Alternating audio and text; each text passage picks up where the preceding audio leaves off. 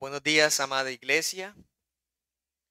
Sea nuestro buen Dios alimentando nuestras almas hambrientas de Él. Vamos a leer nuevamente el texto. Damos inicio a la predicación expositiva del Evangelio de Marcos, verso a verso, capítulo a capítulo, confiando en la buena mano de nuestro Dios. Marcos capítulo 1, versículos del 1 al 8. Principio del Evangelio de Jesucristo, Hijo de Dios. Como está escrito en Isaías el profeta: He aquí yo envío mi mensajero delante de tu faz, el cual preparará tu camino delante de ti.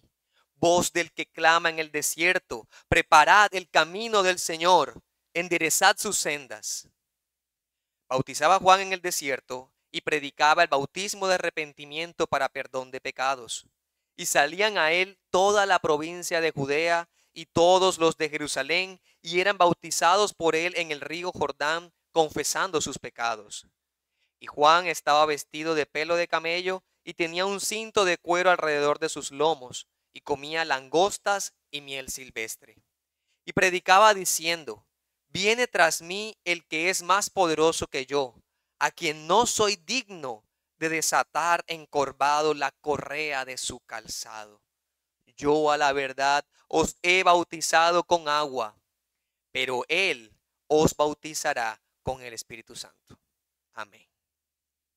Oh Señor, una vez más elevamos ruegos delante de ti, un ruego solemne ante el trono de tu presencia, ante tú como nuestro gran Rey, porque reconocemos que somos polvo, que no somos dignos de tener este libro abierto delante nuestro. No somos dignos por nuestro pecado, por nuestra maldad, por nuestras injusticias. Pero a ti te ha placido darte a conocer a este pueblo, y por eso exaltamos tu bendito nombre y tu gracia. Así que concédenos poder explicar este texto y aplicarlo a nuestras vidas, y salgamos con un vivo y creciente deseo de amar a Cristo, servirle y obedecerle fielmente. Todo para que la imagen de Cristo sea formada en nosotros, y así tú te lleves la gloria en todo lugar. Por tu nombre oramos. Amén. Amén. Bien, hermanos, en los tiempos de Jesús habían, recuerdan que estaban ocupados por el Imperio Romano. O sea que había muchos oficiales romanos de alto rango de aquí para allá. Y siempre que iba uno de esos grandes oficiales, que bueno, nosotros acá viendo la estructura de las fuerzas militares, podemos hablar de generales o de cabos y todo ese tipo de jerarquía, pensemos en alguno de ellos de alto rango que iba a visitar alguna de las zonas del imperio.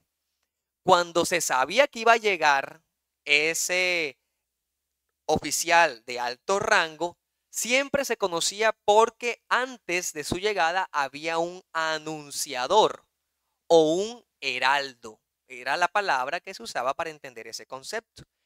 La costumbre oriental, o sea, en esos lugares, era enviar siempre un pregonero delante de una persona de alto nivel o dignidad delante de los hombres.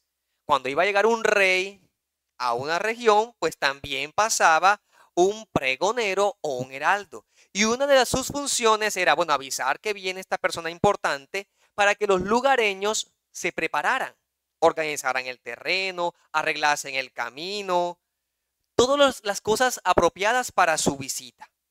La gente entonces, cuando veía que llegaba un heraldo, sabía que alguien prominente o de gran importancia estaba por llegar. El Evangelio de Marcos, precisamente, es escrito con un énfasis marcado a cristianos romanos, muchos de ellos incluso sujetos a servidumbre. Así que él empieza la descripción del Evangelio hablando del ministerio de Juan el Bautista, cuya misión era anunciar la venida de Jesús, el Mesías, el Hijo de Dios, el hombre más importante que ha pisado esta tierra. A los cristianos romanos quizás no les hubiese llamado tanto la atención hablar del nacimiento de Jesús, como lo describen Mateo y Lucas, sino ese heraldo, ese que va anunciando esa llegada tan importante. De hecho, en el Evangelio de Marcos no se registra nada de los primeros años de Jesús, ni de su nacimiento, como si vemos en los otros evangelistas, otros escritos apostólicos. Y tampoco habla mucho de sus discursos o de sus dichos, como lo podemos leer en Mateo, en Lucas o en Juan. Más bien nos muestra a este rey que ha llegado, este Mesías poderoso, haciendo y haciendo y haciendo. Hechos, hechos y hechos. Da enseñanzas y luego da un hecho. O hay un milagro y luego muestra qué significa ese milagro. Y por eso el Evangelio de Marcos es más corto, es más conciso, en su lectura es más sencillo. Y decimos, bueno, pero Marcos, como intérprete de Pedro, que es lo que entendemos por la tradición histórica que usted puede leer o investigar, toma de su maestro Pedro precisamente esa estructura. Cuando Pedro predica a Cornelio en Hechos capítulo 10, versículo 37, cuando va a hablar del ministerio de Jesucristo en casa de Cornelio, uno de estos generales o de estas personas de alto rango, dice el texto bíblico que comienza con Juan el Bautista y luego anuncia el ministerio de Jesús. Es decir, llega mencionando un heraldo, es decir, el anunciador, y luego dice, bueno, este heraldo está anunciando a esta persona tan importante. Entonces, de ahí que entendemos la importancia de empezar con Juan el Bautista. Ahora, la palabra evangelio con lo cual comienza nuestro texto. Miren que el versículo 1 dice, principio del evangelio de Jesucristo, Hijo de Dios. En un momento dado, la palabra evangelio, que bueno, se traduce o se puede entender como buena noticia, se refería a la recompensa de la persona que traía la buena noticia. Pero luego prácticamente llegó a convertirse no solamente en la recompensa, sino en la misma noticia que estaba siendo dada. Como cuando en los tiempos antiguos había una batalla, el rey obtenía la victoria con sus capitanes y salía el mensajero a la ciudad a decir la buena nueva, el evangelio. No solamente era la recompensa que él recibía, sino ese mensaje poderoso. Nuestro rey ha vencido. Es una palabra apropiada para describir lo que está aconteciendo ahora, lo que Dios está revelando. ¿Qué ha estado presentando? ¿Qué está diciendo? El mensaje de Jesucristo es una buena noticia. Es la buena noticia de que se ha cumplido. Cristo ha vencido. El Rey Jesucristo ha vencido. Y delante de él va un mensajero hablando de esa victoria, de esa batalla y de lo que ha alcanzado. Y fíjense que precisamente desde un inicio Marcos nos presenta el propósito de este escrito. Y es presentar a Jesucristo como el Hijo de Dios. Es decir, les voy a presentar a este gran rey, Jesús, este hombre que caminó entre nosotros. Jesús de Nazaret, el que nació en Belén, que esa historia puede estar ya conocida entre la iglesia del siglo I. Estoy diciendo, este Jesucristo es el enviado de Dios. Eso implica la palabra Cristo, enviado, un comisionado, un ungido especialmente, pero este ungido es el Santo Hijo de Dios. Está aclarado que no estamos hablando de cualquier personaje, no, ni Pablo, ni Pedro, ni el mismo Marcos. Es el Hijo de Dios. Y aquí entonces inmediatamente pone en la mente de los lectores a un hombre, Jesús, y a Dios, el Hijo de Dios. Es importante que nosotros afirmemos y entendamos esa verdad. Nosotros adoramos, seguimos, nos sometemos a Jesucristo, hombre y Dios, humano, divino. Y es importante que ante esa idea, entonces nos sometemos a las Escrituras. Y entonces pensamos en Jesús, Jesucristo, Hijo de Dios, como el que satisfizo la ira de Dios en la cruz, quien pudo sostenerla, quien pudo aplacarla, para que nosotros hoy podamos estar delante de Él. Ante este gran acontecimiento que las personas no pueden entender, nos dice, no podemos entender cómo es que Dios se hizo hombre, cómo es que Dios toma la naturaleza humana, cómo es que Dios camina, cómo es que Dios muere. No podemos entender todo eso si no es porque Jesucristo es Dios y es hombre. Pero es a Él precisamente a quien apuntan las Escrituras para que por fe en Él tengamos vida eterna. Todos debemos tener claridad y responder a la pregunta, ¿quién es Jesucristo para mí? Y no porque mi respuesta va a ser la que prime. No es porque es importante para mi salvación, porque la respuesta ya está dada. Jesucristo es el Hijo de Dios.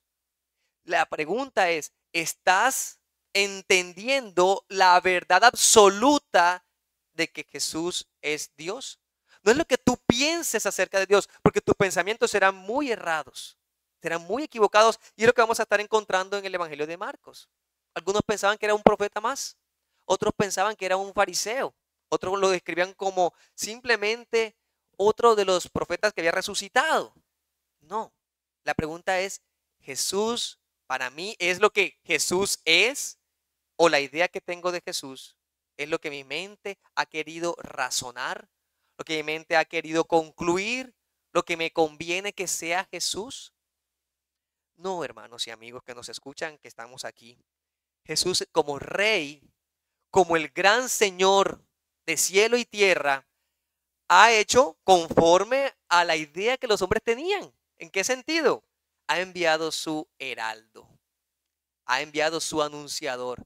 Y Dios está tomando entonces la idea que tenían ellos esa en su mente, ¿no?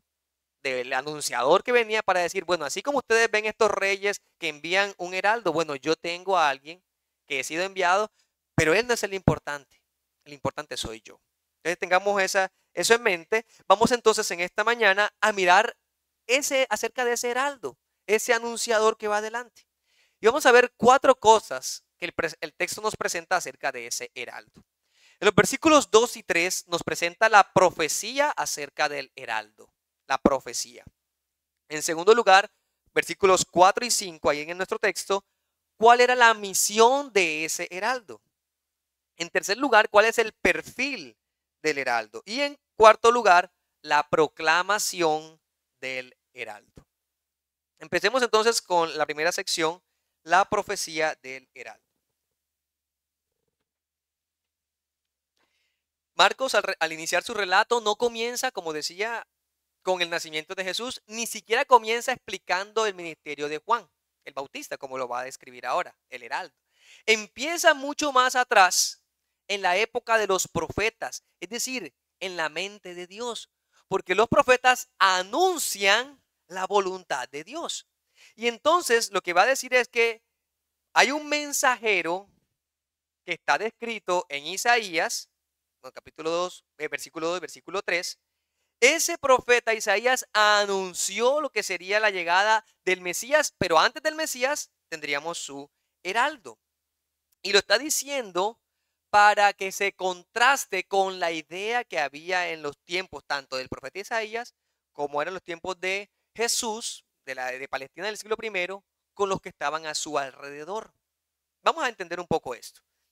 Veamos el texto bíblico inicial. Versículos 2 y 3 habla de Isaías, pero cuando miramos en qué parte de Isaías está, nos encontramos que el versículo 2 hace referencia a Malaquías. ¿Ya? Entonces aparece la profecía, versículo 2 de Malaquías y versículo 3 de Isaías. Esto no era algo extraño para la citación que se hacía en las Escrituras y no es una muestra de error.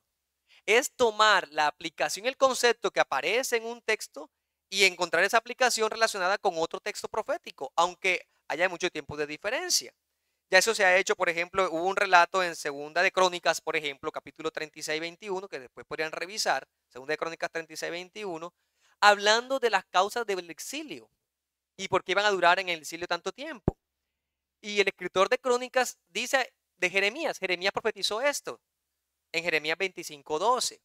Pero lo que está haciendo Jeremías 25:12 es aplicar lo dicho por Moisés en Levítico 26:34-35. Entonces lo que vemos que es el último profeta está retomando lo que se había dicho anteriormente. Lo mismo está pasando acá con cuando se habla de Isaías en los versículos 2 y 3. ¿Qué nos presentan en unión o la idea completa de estos dos versículos, de estos dos profetas? Que Jesucristo es el Rey victorioso, poderoso, Es el Señor que trae el evangelio y que trae un cetro de gobierno a pesar de la oposición de este mundo. Y como Jesucristo va llegando, entonces envía adelante ese mensajero, ese heraldo. Entonces Malaquías 3:1 dice: he aquí yo envío mi mensajero, preparará camino delante de mí, dice Dios. Vendrá súbitamente a su templo el Señor a quien vosotros buscáis, y el ángel del pacto a quien deseáis vosotros. He aquí viene, ha dicho Jehová de los ejércitos. Es importante porque nos dice varias cosas. Por un lado, al inicio, cuando dice he aquí, es como decir, mirar, presten atención, observen quién viene. Es un llamado de atención fuerte, como si tuviese lo que llamamos signos de admiración en nuestro idioma. Es presten, atiendan. ¿Ya? He aquí, yo envío mi mensajero. Y es importante la profecía de Malaquías porque la connotación en Malaquías es una amenaza. Es una amenaza. Malaquías, bueno, el Señor, hablando por boca de su profeta, está amenazando a los líderes religiosos que regresaban del exilio. A los sacerdotes. ¿Por qué?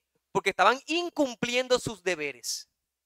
Es decir, los sacerdotes que debían velar por el servicio de adoración en la Israel después del exilio, tenían que tomar las ofrendas de animales, tenían que hacer los rituales. Pero ¿qué estaba pasando? El pueblo estaba trayendo animales defectuosos y no era símbolo de Cristo. No podían serlo porque Cristo no era defectuoso.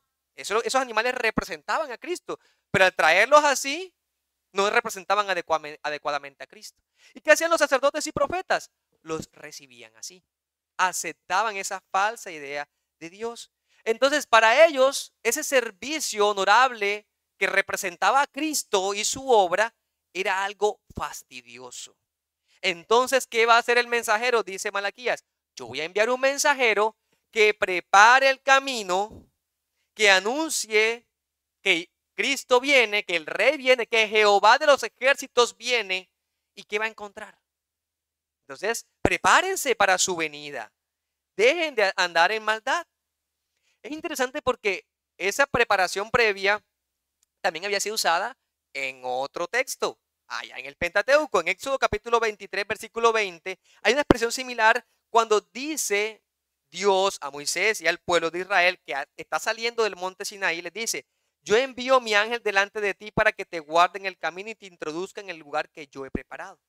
Miren que en esta ocasión del Éxodo está diciendo: yo voy a enviar ángel que te acompañe, que te guíe, que te guarde, que su corazón se garantice para Dios. Pero ¿qué había pasado en Malaquías ya muchos años después? El corazón no estaba preparado para Dios, al contrario, estaban viviendo en su pecado, pero ritualistas. Habían hecho un ritual, estaban siguiendo el ritual, pero su corazón no estaba para con Dios. Ahora, la siguiente cita, que es la del versículo 3 del profeta Isaías, antes del exilio, dice Isaías 40, versículos 1 al 4. Consolaos, consolaos, pueblo mío, dice vuestro Dios. Hablad al corazón de Jerusalén, decidle a voces que su tiempo es ya cumplido, que su pecado es perdonado, que doble ha recibido de la mano de Jehová por todos sus pecados. Voz que clama en el desierto: preparad camino a Jehová, enderezad calzada en la soledad a nuestro Dios. Todo valle sea alzado y bájese todo monte y collado, lo torcido se enderece y lo áspero se allane. Esa cita, especialmente de Isaías 40, aparece también en los otros evangelios, en Mateo y en Lucas. Y es interesante porque ahora lo que está diciendo es: van a salir al exilio. Antes del exilio, fíjense, el de Malaquías es posterior. Antes del exilio, vemos a Dios diciendo: ustedes van a ir al exilio, ustedes van a ser castigados por su pecado, por su maldad. Pero ¿qué va a pasar? Que Dios les va a traer consuelo y los va a llamar nuevamente hacia sí. Así que consuélense, llénense de gozo de saber que Dios los va a traer nuevamente hacia sí. Y por eso es que les dice: lo torcido se enderece, preparad camino, enderezad calzada. Está diciendo: la disciplina divina por el pecado ha traído una consecuencia terrible. Dios ha castigado el pecado, ha traído una gran devastación, han muerto muchas personas por su propia maldad y rebelión contra Dios. Pero ahora le está diciendo, pero va Dios a hacer que ustedes se regresen. Él va a regresar a ustedes y le está diciendo, ustedes regresen a Él, vuélvense a Él. Es una gracia que Dios está dándole y es un consuelo.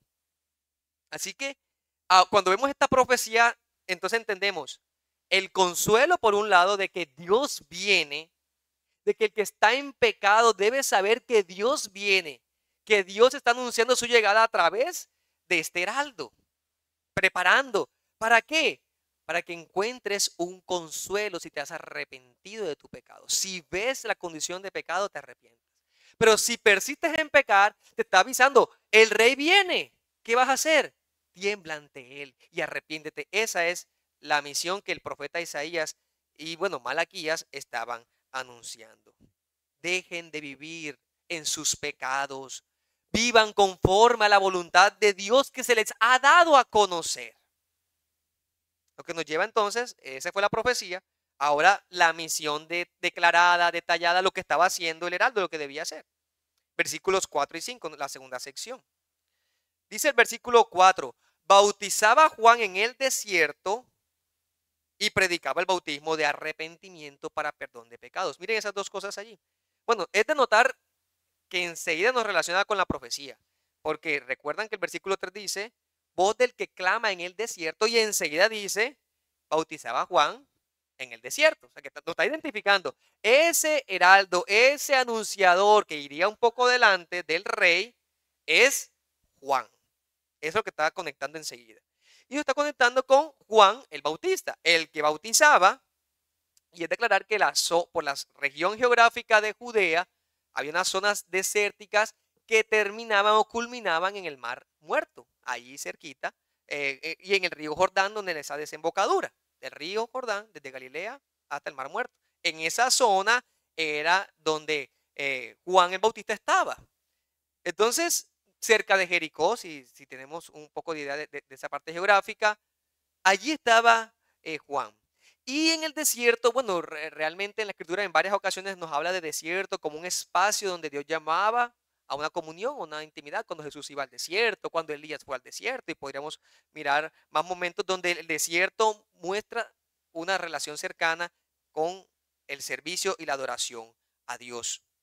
Juan está allí y bautizaba en el desierto, por lo que personas iban y salían a él. Me muestra interesante que las personas escuchaban de Juan, escuchaban su mensaje e iban al desierto para ser bautizados y para escuchar su predicación acerca del arrepentimiento. ¿Qué relación había entre el bautismo y la predicación?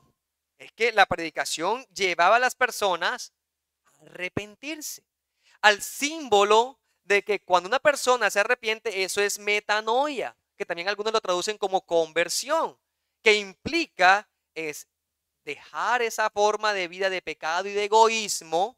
Ve al pecado, le doy la espalda para volverme a Dios, a su doctrina, a su verdad, a seguirle a Él. Eso implicaba.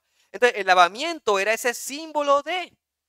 Y claro, el río Jordán no era de los más limpios, pero estaba Dios usándolo como un símbolo de que esa agua, al bajar al agua, estás dejando atrás, estás diciéndome, estás comprometiéndote con Dios a decir, no voy a vivir acorde al pecado.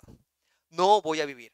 Ahora, es algo interesante y extraño, de pronto para nosotros no es tanto, pero para los judíos que recibieron esta enseñanza por primera vez, era un poco extraño porque los judíos estaban acostumbrados a ver rituales de lavamiento, de limpieza en todo tiempo.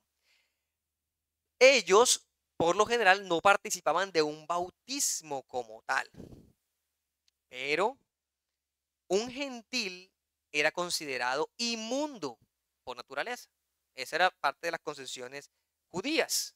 Los judíos eran el pueblo santo de Dios, los gentiles son el pueblo inmundo de todas las naciones. Entonces, cuando un gentil quería hacerse prosélito, es decir, que se convertía a la fe judía y quería adorar al Dios de los judíos, se sometía a tres cosas. La primera era la circuncisión, como una señal del pacto, eso está en el Antiguo Testamento, desde Abraham. La segunda era ofrecer un sacrificio, indicando la reconciliación con Dios y pues la sangre que habla de la expiación, también parte de los rituales, pero la tercera era bautizarse, era parte de lo que hacían. Y eso implicaba que se estaba limpiando de la contaminación de su vida pasada. Así que los judíos conocían en ese sentido el bautismo. ¿Qué es la sorpresa entonces? Que Juan está diciéndole a los judíos que ya eran limpios por su propia forma de pensar, ustedes también tienen que bautizarse. Ustedes tienen que bautizarse. Y con eso de bautizar, ¿qué está diciendo? Ustedes tienen que arrepentirse. Están viviendo en el pecado. Así que no es pueblo de Dios el que es judío por raza, por nacimiento, por generación. Ese no es el pueblo de Dios. Igual hoy. No es la nación que tenemos allá en Jordania, en el Mediterráneo. Ese no es el pueblo de Dios. El pueblo de Dios está compuesto por aquellos que han sido regenerados por Dios, que se han arrepentido, que se han convertido, que han creído en Jesucristo. Juan lo entendió y entonces está llamando a los judíos: arrepentíos y bautícense en el nombre del Señor Jesucristo. Era parte del mensaje del evangelio que se estaba predicando. Ahora, Juan, antes de hablar de Jesucristo, y aquí, bueno, aquí cometí una imprecisión, él llamaba bautismo de arrepentimiento, el bautismo de Jesús vendría posterior. Pero Juan, al llamar arrepentimiento, es Dios viene, tienen que arrepentirse. Ese era el mensaje. Ahorita entenderemos por qué aún lo de Jesucristo no. ¿Qué pasaba en ese momento de arrepentimiento? Detallemos un poquito más. La ley de Dios era anunciada, porque para poder entender cuán pecadores somos, la ley de Dios nos muestra ese pecado. La conciencia de que la ley de Dios me dice: honra a tu padre y a tu madre, no matarás, no cometerás adulterio, y todo eso y los demás que aparece descrito, y llega a nuestra conciencia y decimos: realmente he pecado contra Dios. Veían el lavamiento con agua, veían a otros bautizarse y decir: están dejando atrás su vida anterior de pecado. Y eso muestra a la gente la necesidad de confesar. Tengo que confesarme. Dios está llamándome hacia Él. Es necesario que toda persona que se arrepiente verdaderamente confiese su pecado. Y cuando decimos confesar es decir lo mismo, repetir. Si usted hizo de su vida una vida de chisme, de daño, de injuria, de calumnia, ¿qué va a confesar delante de Dios? Yo he sido un chismoso, un injuriador, un mentiroso. Yo he dañado. Eso es la confesión. Decir, repetir. Y eso surge de un corazón que se ha dolido por el pecado, porque ha vivido en oposición a Dios. ¿Ya? Hay veces que una persona puede cometer un pecado, daña, pero siente como un pequeño malestar, algo que le incomoda, dice como algo malo. Pero luego se justifica. Bueno, lo hice por esto. Dije esta mentira por esto. O llegué, o hice tal situación por esto. Y se justifica. Eso no es arrepentimiento. Ese no es el arrepentimiento que estamos mencionando aquí. El arrepentimiento bíblico, el arrepentimiento salvífico, es aquel que te genera un dolor fuerte. ¿Por razón de qué? De que has ofendido a Dios. A Dios. Y su ley te lo describe, cómo lo has hecho. Entonces, si yo siento tal dolor, tal rechazo al pecado, pero no me vuelvo a Dios, confieso y me aparto de ello, ese arrepentimiento no es el arrepentimiento bíblico. ¿Ya?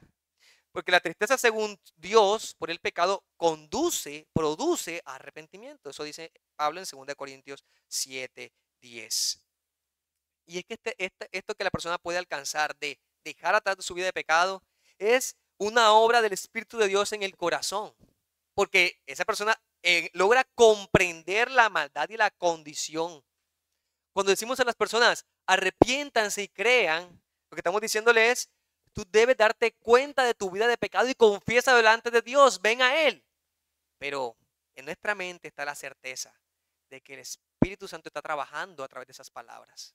Que el Espíritu Santo está moviendo con su poder en los corazones de las personas para que entiendan la condición en la que están y así puedan dejar de vivir así. El mensaje es: arrepiéntanse, arrepiéntanse. Y el bautismo es una muestra de eso. La persona que entonces que escuchaba ese mensaje de Juan y venía a él y se bautizaba, anunciaba públicamente ese cambio de vida que había sido por Dios cautivado, como el cautiverio de alguien que está en prisión, que está ahí sometido. Dios me ha hecho ver que estoy reo de pecado. Y va y se bautiza. Pero se da cuenta que ahora eso que era una esclavitud, ahora le genera una libertad para adorar a Dios, para servir a Dios. El yo ha sido enterrado y muerto. Ahora soy levantado a una nueva vida. Ese es el mensaje que Juan proclamaba. Y ese es el mensaje, pues, que nosotros seguimos proclamando. Ahora, sigamos viendo un poco más cómo funciona esto. Juan llegó hasta allí. Arrepentimiento. Deben arrepentirse, deben prepararse, porque viene uno que es más alto que yo. Pero entonces, antes de mostrarnos quién es este que puede hacer toda esta libertad, que puede obrar con poder, describe el texto a Juan. Nos muestra el perfil de Juan, y esto es importante, porque el mensaje que estaba dando Juan es muy grande, y la cantidad de personas que estaban siguiéndolo ya era muy grande. Y entonces dice, versículo 6, y Juan estaba vestido de pelo de camello, tenía un cinto de cuero alrededor de sus lomos, comía langostas y miel silvestre. Están viendo un hombre que está ganando popularidad porque está anunciando un mensaje que confronta, que muestra la realidad del corazón humano. Pero no pierdan de vista quién es él. Él solamente es Juan el Bautista. La vestimenta de Juan, pues, no era lo más común en la época, hay que decirlo. No es que pensemos que todo el mundo vestía así. De hecho, esa ropa y esa comida iba acorde con su misión y con el lugar donde él prácticamente vivía y ministraba, que era en el desierto. Entonces era un poco hosco, ¿cierto? Entonces necesitaba algún tipo de tela apropiada, algo durable, algo económico, ya, porque estaba dedicado a eso. Ese pelo de camello, ese cinto, mostraban eso.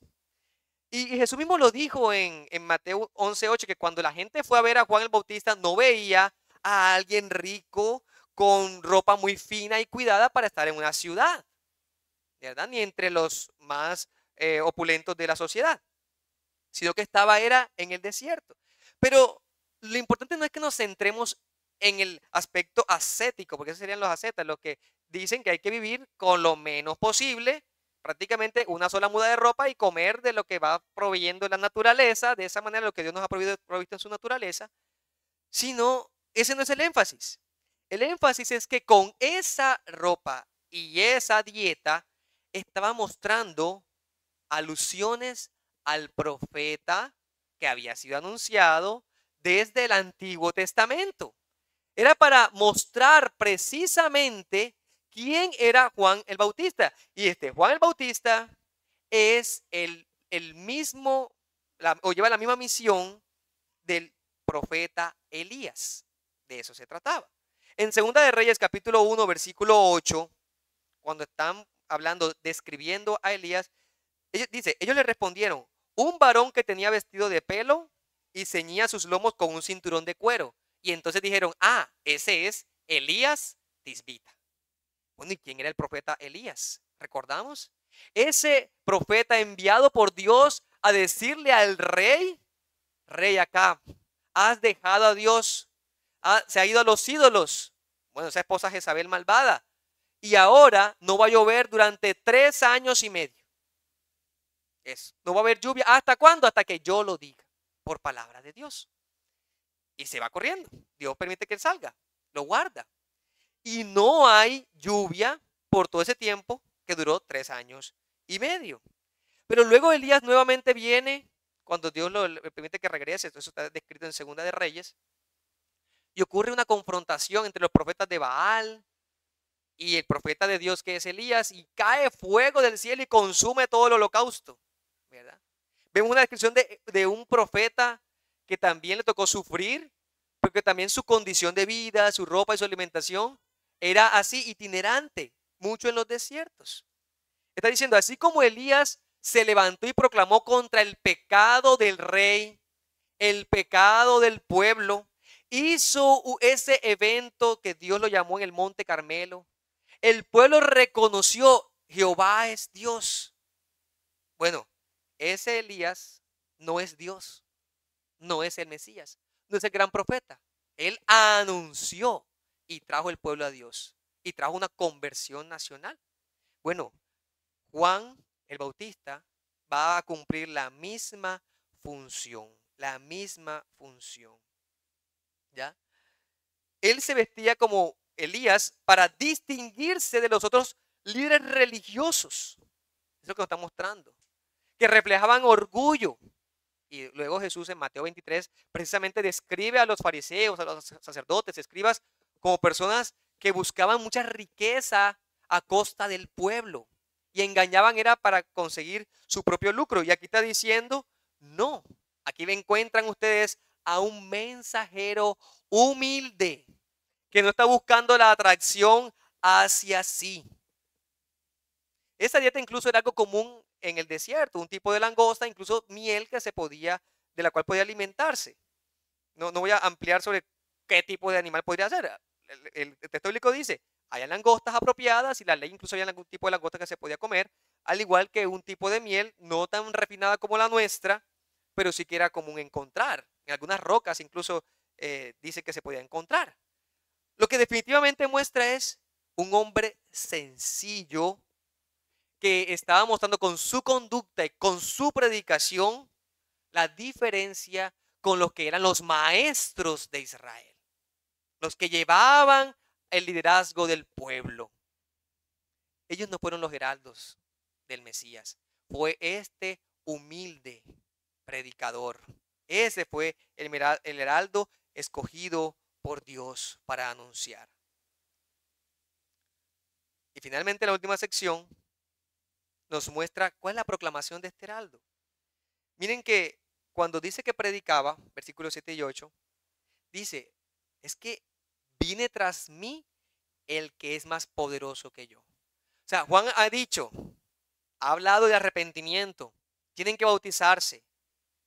Hemos visto al predicador, no se fijen en mí, en quién deben poner sus ojos y su mirada, en el que viene tras mí, que es mucho más poderoso que yo. Yo no vengo para promoverme a mí mismo, yo estoy aquí de paso, de paso. Soy un simple mensajero. No pierdan de vista eso, hermanos. Yo estoy de paso. Jesús es muy superior a mí. Este que viene detrás de mí es el que tiene el poder de salvación. Es Él. Y cuando tú me comparas con Él, yo quedo simplemente como una hormiga pequeñita, como un gusano, como un polvito, algo pequeño, algo desmenuzable. Y vemos que Juan el Bautista hace esa declaración claramente porque llegó a circular la idea entre las personas que él era el Mesías. Empezaron a seguirle por toda la revolución que estaba generando en el pueblo. El pueblo empezó a preguntarse, eso aparece en Lucas 3:15, en Juan 1:19, en varios textos, sobre todo en Juan 1:19 al 27, le preguntaron, bueno, pero tú eres el Cristo, dínoslo. Y dijo, no, yo no soy, es Él. Y entonces Juan nos dice que señaló a Jesús cuando vino a ser bautizado. Esa era la tarea de Juan, señalar, señalar. Él rechazó esa atención sobre sí y dijo, es este. La diferencia entre el Dios grande y poderoso que es Jesucristo y este hombre temporal con un ministerio limitado que fue el de Juan. No, es como comparar la luz radiante que emite el sol en pleno mediodía con el reflejo que pueda recibir la luna. Para hacer una comparación con lo que nosotros vemos. La diferencia es abismal, ¿cierto? Es muy, muy grande. Así era el contraste entre Juan y su Señor. Y por eso es que Juan aquí usa una ilustración que pudieran entender en esa época. ¿Cuál es la ilustración que usaban? Que usó Juan. El del siervo que llega su señor de un viaje, cansado, sus sandalias llenas de polvo, porque no podemos pensar en el pavimento que tenemos, ni en las comodidades que tenemos, ni zapatos cerrados que tenemos. Tengo que pensar en pies callosos, pies con esas sandalias sucias. ¿Y qué hacer el esclavo? arrodillarse, postrarse prácticamente, desatar, limpiar, llevarse la sandalia, organizarla, hacer que su amo se sintiera lo más cómodo posible. Y no solamente a él, sino que si el amo traía otros invitados especiales, también ese siervo, ese esclavo debía hacer eso. Hermanos, dentro de toda la escala social, cultural, era de las posiciones más bajas. O sea, eso lo hacían los esclavos, las personas de peor condición, los que tenían peor condición entre el pueblo. Y Juan está diciendo, usted piense en la persona que tenga la peor condición social, que le toca hacer el peor trabajo posible de este mundo, el más humillante que pudiéramos decir, y diga, no soy ni digno de siquiera hacer eso para mi Dios, para Jesús, para mi Señor. ¿Ya? Ese pensamiento es el de una persona que está llamada a anunciar el mensaje de Cristo, como lo estaba haciendo Juan. Juan tenía claridad de quién era él y quién era Jesús. ¿Recuerdan que al inicio les decía, ¿tienes claridad de quién es Jesús? Pues empieza reconociendo que Él está muy elevado por encima tuyo. Empieza por reconocer que en esa comparación tú eres vil, indigno. Y si reconoces tu indignidad, entonces el reino de los cielos está cercano a ti. Está cerquita. Porque al reconocer tu indignidad, ¿qué te queda por hacer? Confesar tus pecados delante del Señor, arrepentirte y creer en Jesucristo. Y por eso es que entonces Juan, en ese bautismo de arrepentimiento, luego señala a Jesús. Y por eso les decía que de pronto hablar de bautismo de arrepentimiento en Jesucristo no es del todo claro al inicio del mensaje de Juan, porque Juan estaba predicando es, conviértanse de su pecado. Pero llega Jesús, empieza su ministerio público y dice, bueno, crean en Él. De Él quien yo estoy hablando. Y por eso es que ahora nosotros, cuando entendemos el bautismo que Jesús cumplió, como vamos a ver más adelante, el bautismo que predicaban los apóstoles, ya era un bautismo más completo en el entendimiento. ¿Por qué en el entendimiento? Porque ya no nos quedamos solamente, no nos quedamos solamente con la idea del arrepentimiento. Decirle, bueno, conviértete, deja tu maldad, deja tu pecado. Eso no es el evangelio. O sea, ahí está como corto, incompleto. ¿Cómo termina el evangelio entonces? Si reconoces tu pecado, te das cuenta que has ofendido al Dios Santo, vuélvete a Dios. Pero ¿qué vas a ver cuando veas a Dios? A Jesucristo.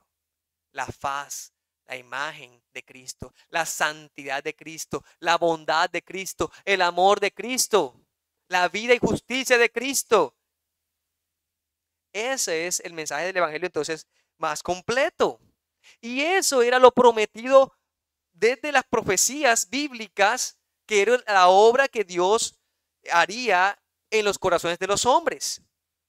En Ezequiel 36, 25 en adelante, derramaré sobre vosotros agua pura y seréis purificados. Y os daré un corazón nuevo y pondré en vosotros espíritu nuevo. Pondré mi espíritu en vuestro interior y haré que guardéis mis preceptos. Vosotros seréis mi pueblo y yo seré vuestro Dios. Eso ya ha sido prometido desde la antigüedad. Pero ahora está diciendo Dios en esta profecía, ustedes serán limpiados, serán bautizados, serán lavados. Pero en ese lavamiento va a pasar algo particular. Y es que yo voy a poner mi espíritu en ustedes. Como dice Marcos 1:8, yo a la verdad os he bautizado con agua, dice Juan, pero Él os bautizará con el Espíritu Santo.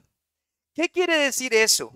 Que el Espíritu Santo va a venir sobre la persona que se ha arrepentido, que ha creído, y en ese proceso la persona va a amar, seguir, adorar, servir a Jesucristo. Esa es la función. ¿Qué es lo que va a hacer el Espíritu Santo en el interior? Hacer que la persona ahora guarde la palabra de Cristo, ame a Cristo. El Espíritu Santo no viene para testificar de sí mismo, no es su trabajo, no es su propósito. El propósito de ese bautismo del Espíritu Santo que trae Jesucristo es para que creamos en Él. Ocurre una revolución en nuestro interior para que creamos en Jesucristo. Y todo cristiano ha pasado por esa experiencia. En 1 Corintios capítulo 12, versículo 13 dice: por un solo espíritu fuimos todos bautizados en un cuerpo, sean judíos o griegos.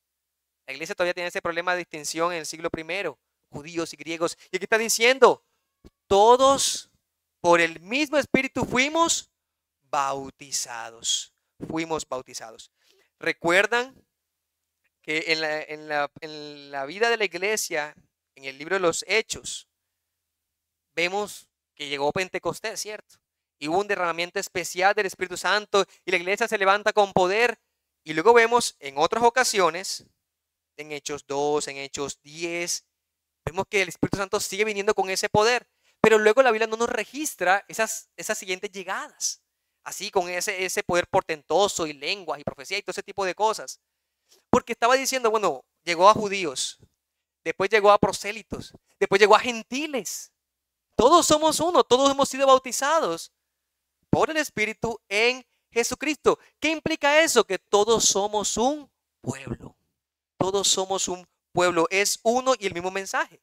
Y de allí que, por ejemplo, cuando vino Apolos, un predicador que había escuchado del mensaje de Juan el Bautista y la predicación del bautismo de arrepentimiento, entonces Priscila y Aquila e incluso Pablo vienen acá y le explican más precisamente acerca del bautismo en Jesucristo. ¿Para qué? Para que entendieran que lo que hizo Juan fue preparar. ¿Para qué? ¿Preparar para qué? Para señalar a Jesucristo. A Jesucristo, hermanos. Ahora, ¿y eso qué tiene que ver con nosotros? Juan fue el que Cristo envió delante, Dios envió delante para anunciar su gloriosa venida. Cristo ya vino. Cristo ya vino. Habitó entre nosotros los hombres. Vivió una vida perfecta y justa. Hizo como rey. Se sentó a dar su mensaje glorioso. Sanó enfermos. Libertó a los cautivos. Dio vista a los ciegos. Es decir, mostró todas las credenciales y decir, para que se diga y se quede claro, Él es el rey prometido. Pero también Cristo murió en la cruz del Calvario. Él fue a la cruz en una sujeción obediente como rey y como Señor para servirnos y garantizar y comprar salvación para todos los que creen en Él. Y derramó su sangre para que sea su sangre en lugar de la de su pueblo. Cristo hizo todo eso ya. Cristo sufrió el mismo infierno que todo hombre debe sufrir por causa de sus propios pecados. Cristo murió, como dice la palabra, que la paga del pecado es la muerte, para que no tengamos que pagar con nuestra muerte. Cristo ya pagó eso. Y Cristo no quedó en la tumba, muerto. Cristo resucitó para que todo el que crea en Él encuentre la vida eterna creyendo en Él. Bueno, si Cristo hizo todo eso, ¿qué somos nosotros ahora? Pues no seremos el heraldo de Él como en esa primera venida, pero sí podemos ser ahora heraldos de su segunda venida. Es decir, Cristo vendrá en gloria. Cristo vendrá para reinar también físicamente, con su cuerpo también va a venir, junto con todos los santos que han muerto y están glorificados en el cielo sus almas. Y cuando venga Cristo, entonces traerá el juicio eterno, la vida eterna y el castigo eterno a aquellos que persisten en incredulidad y en impenitencia, que no se arrepienten. Eso vendrá a ser Cristo. ¿Y qué decimos nosotros? Como en los días de Noé, pregonero de justicia. Vendrá, vendrá, vendrá. Arrepiéntete, cree. Y por eso nosotros ahora tenemos un entendimiento más grande que el que Juan llegó a tener. Juan predicó un bautismo para que se arrepintieran y con eso preparó la primera venida. Nosotros predicamos, cree en Jesucristo, cree en Él, en lo que te he compartido de su obra, su ser, su persona.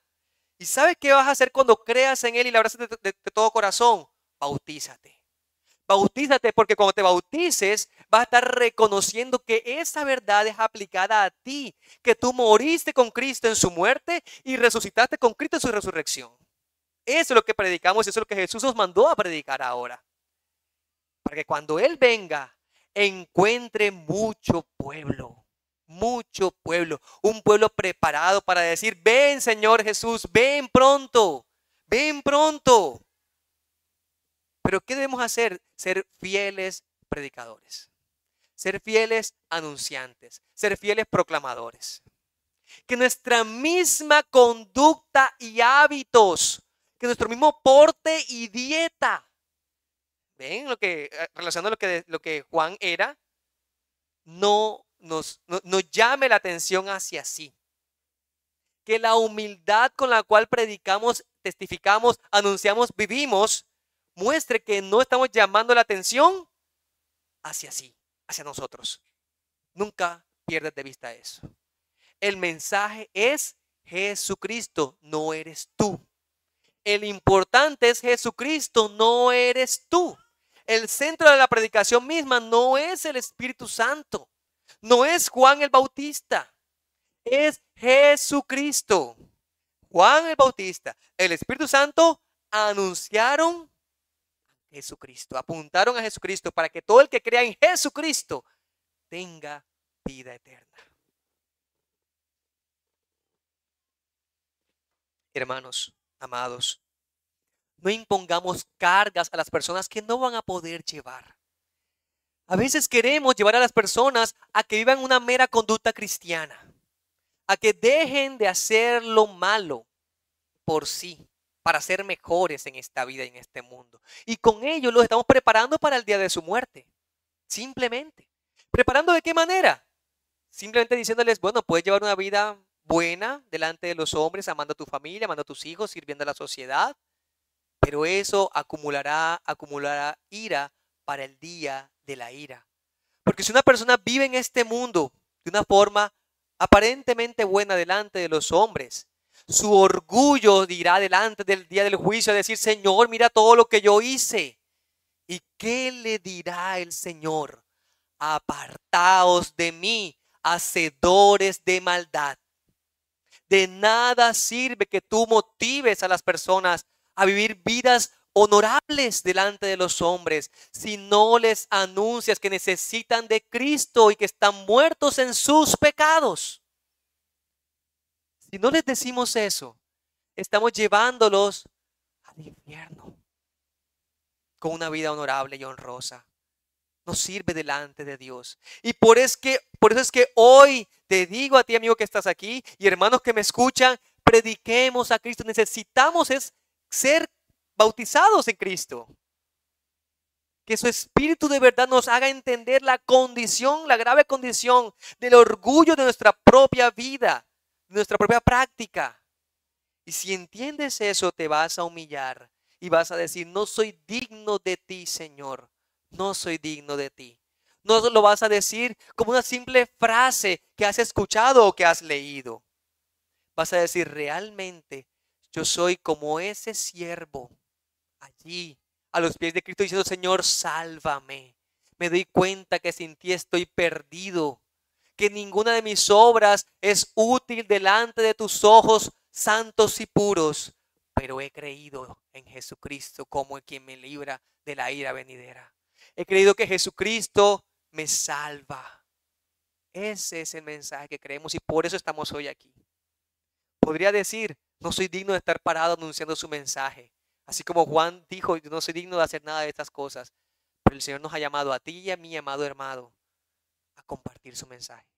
Nos ha llamado para que seamos quienes testifican de esto. Así que si Cristo nos ha llamado, glorifiquemos a Cristo anunciando que Él es el Hijo de Dios. Anúncialo, hermano amado. Juan el Bautista tuvo esa misión. El Espíritu Santo tuvo esa misión y tiene esa misión. Esa es nuestra misión. Mostremos a Cristo glorificado, el Hijo de Dios eterno. Amén. Vamos a orar. Oh Señor, hoy hemos hablado, mirado la vida de este heraldo que tú escogiste para testificar tu mensaje. Juan fue fiel en su llamado. Él fue profetizado de lo que haría, Él vino y lo hizo. Anunció ese arrepentimiento a las personas que debían venir para llegar delante de Dios, pero ahora tenemos más entendimiento aún del Evangelio, porque Cristo vino, sufrió, vivió, murió, resucitó, sentado a la diestra de Dios, y podemos decir, la obra ha sido completa, consumada. Podemos decir a los pecadores, vengan a Él y encontrarán perdón. Vengan a Él, confiesen su maldad y encontrarán salvación. Encontrarán redención de la esclavitud en la cual están atados. Permite, Señor, que podamos ser fieles a este llamado y presentar a Cristo.